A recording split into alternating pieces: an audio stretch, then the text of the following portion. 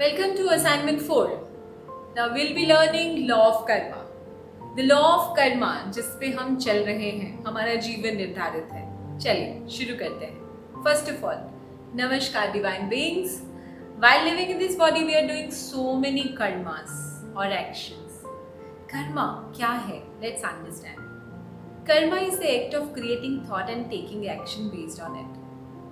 आप जैसे ही एक एक्सपीरियंस लेते हैं और उसके बेस पे विचार बनाते हैं, उसी के आधार पर आप एक्ट करते हैं, जिसको कर्मा कहा जाता है. So it starts with an experience to the thought, from the thought to the act. We all are vibrational beings generating thoughts in relation to our experience, converting them into action, adopting them as habits, and integrating them into our being. So today we will work on some important thoughts that are not serving us well but have already become an integral part of us. It is time to let them go from our subconscious mind. ऐसे विचार जो हमें हमारी जिंदगी में रोक रहे हैं, हमारे ब्लॉक बन गए हैं, उनको ध्यान करेंगे आज. जैसे ही हम उनका ध्यान करेंगे, हम में कैपेबिलिटी आ जाएगी उसको परखने की. क्या ये हमें कुछ अच्छा दे रहे हैं हमारे जीवन में, या हमें कुछ बुरा दे रहे हैं, रोक रहे हैं. तो हमारे पास चॉइस आ जाएगी. हम चुनाव कर पाएंगे कि इन विचारों को हम अपने लिए रखें या अलविदा करें. सो अलविदा कहने का समय है, क्योंकि जिंदगी बहुत खूबसूरत है. उसको जीने के लिए हमें पुराने और ऐसे विचार अपने मन में, मस्तिष्क पे नहीं रखने जो हमारी ग्रोथ को रोक रहे हैं. Let's begin the exercise with step 1.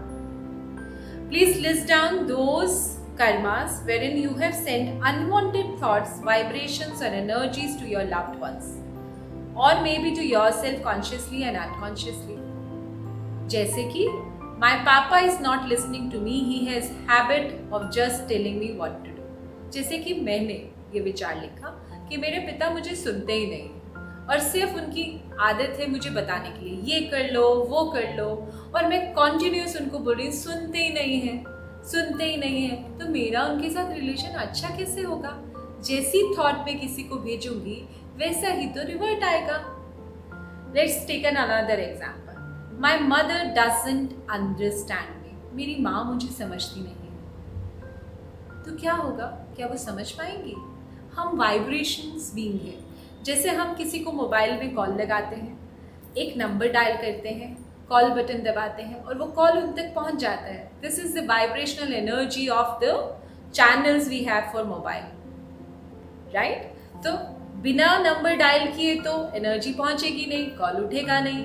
Same जब आप अपने पिता का नाम, माँ का नाम, वाइफ का नाम, बच्चों का नाम, फ्रेंड्स का नाम, किसी का भी नाम अपने जहन में लाते हैं और उनके लिए एक विचार उनको देते हैं, तो वो एनर्जी उन तक डायरेक्ट पहुंच जाती है.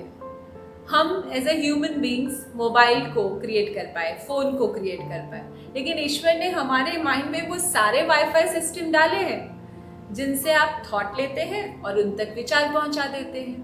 तो वही विचार से आदान प्रदान होते हुए वो हमारे पास रेसिप्रोकेट हो जाता है.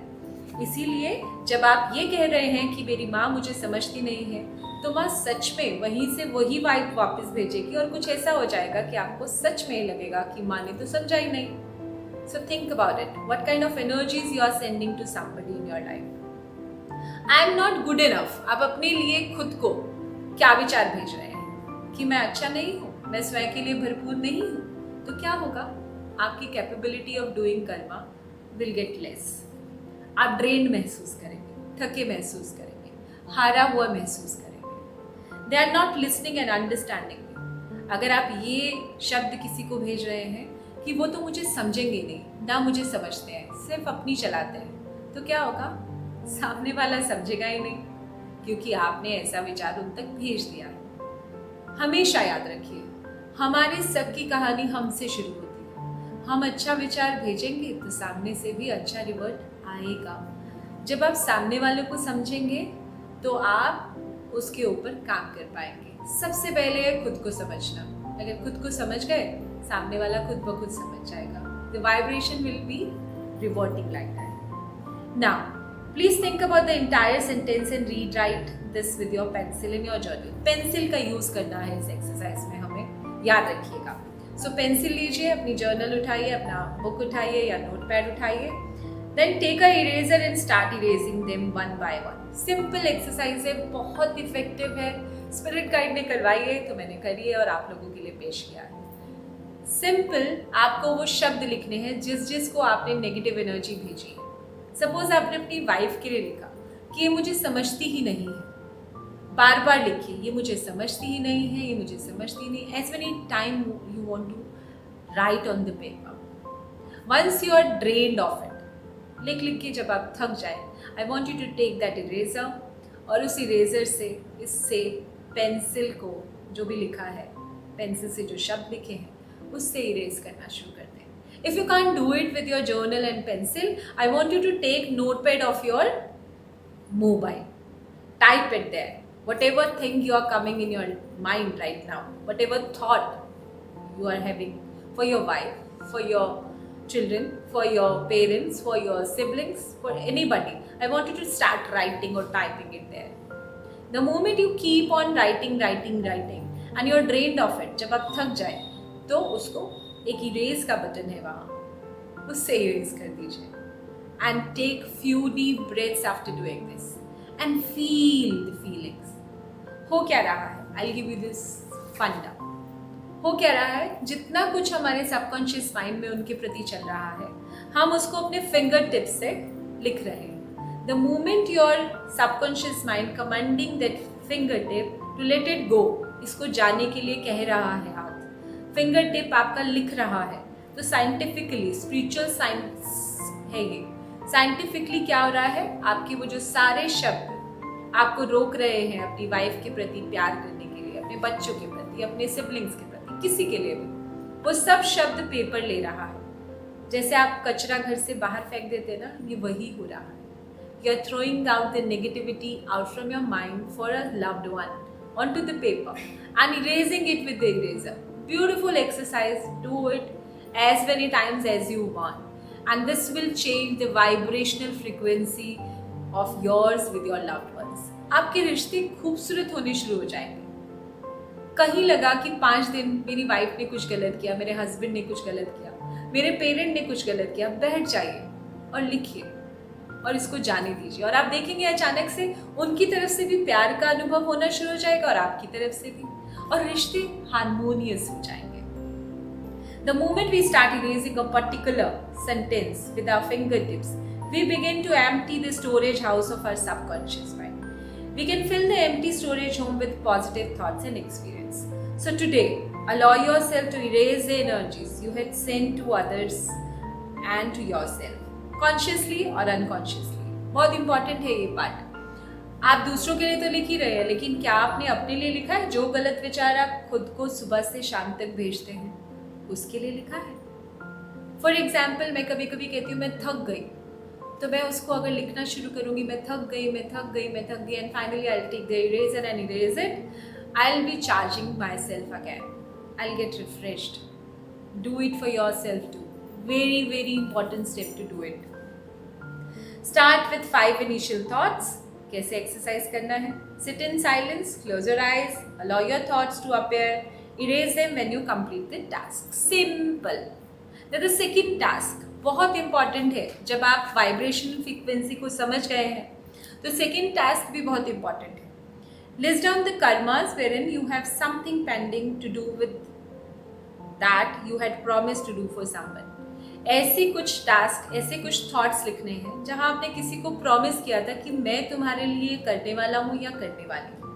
It could be something small or something big, छोटा या बड़ा भी हो सकता है, और a promise given to somebody, promise भी हो सकता है। It could be a small promise to give a candy to your child.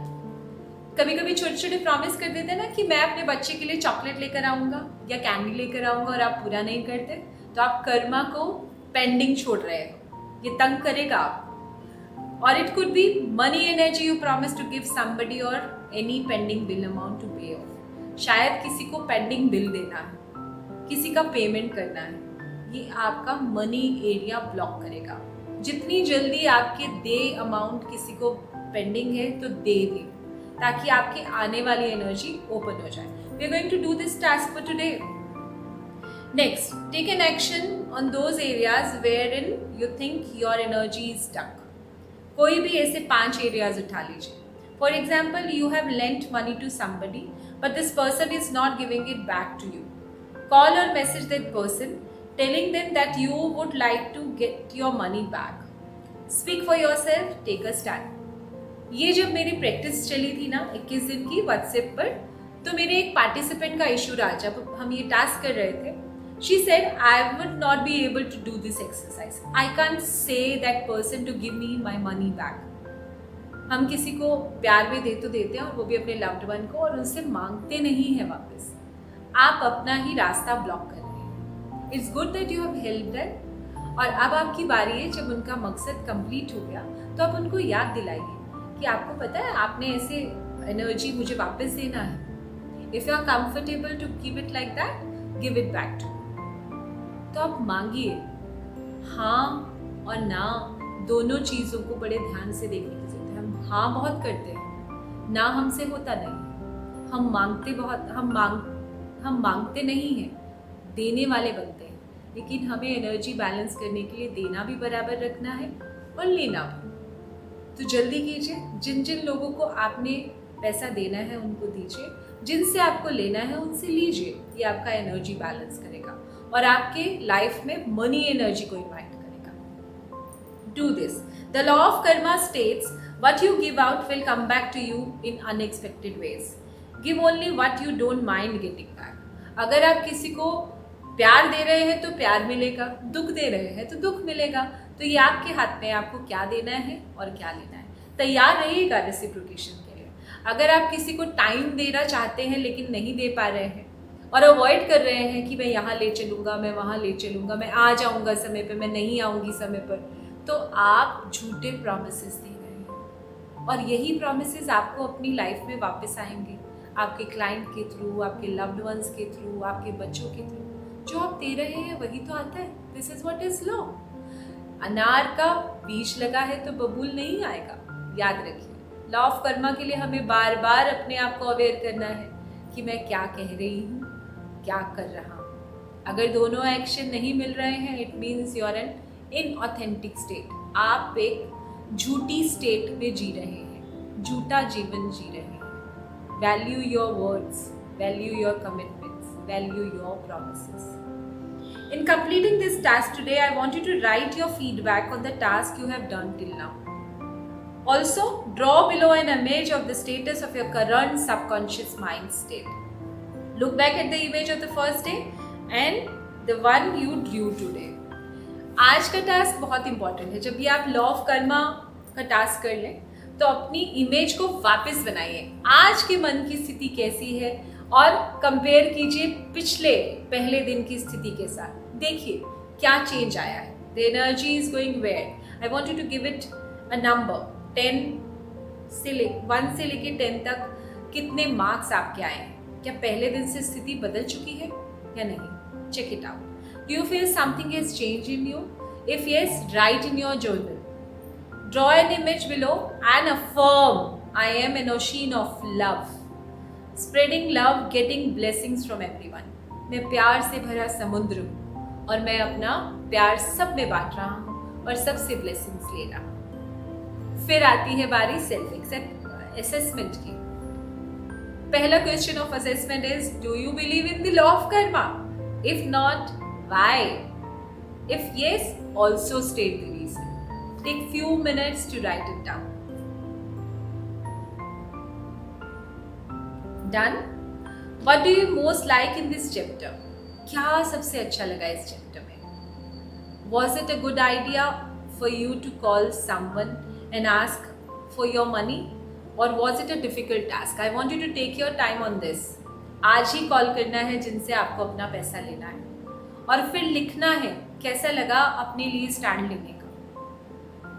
I hope you'll do this. Now the fourth question is, were you able to visualize the image of your own image easily after doing this exercise? क्या आपने जब अपना image को visualise किया, easy किया, उसको draw किया, पहले एक्सरसाइज से अब तक की एक्सरसाइज में क्या फ़र्क पड़ा? अपने बारे में लिखिए. How many times you got aware of your thoughts you are sending to your loved one? कितनी बार आप अवेयर होते हो कि अपने घर वालों को जब आप कोई थॉट या विचार भेज रहे हैं, आप एकदम से अवेयर हो जाते हैं, अरे मैंने ये क्या भेज दिया, अपनी वाइफ को, अपने बच्चे को, अपनी माँ को, अपने पिता को, अपने बहन भाइयों को। अगर आप अवेयर होते हैं बहुत बढ़िया, तो आपकी लाइफ ईजी हो जाएगी। अगर नहीं हो रहे हैं, it's a high time to do that. Think about what you said, think before you send it and recreate that thing in you. So this was the 4th chapter, Law of Karma. It was a big chapter. I know you have done it, and I'll be waiting for your feedbacks. You can write again in mail to me, or आप अपने comments below box पे भी दे सकते हैं. I'm waiting. Thank you. See you in the next chapter.